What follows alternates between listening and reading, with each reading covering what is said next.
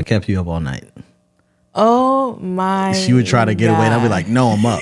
I was snoring in this woman's ear, and every time she would try to pull away, I'd wake up and go, "No, I'm up," and stop snoring for like 3 minutes, and then start snoring again. But I was appreciating it because it was cuddles that didn't lead to sex. I've been trying to do that. It's very difficult.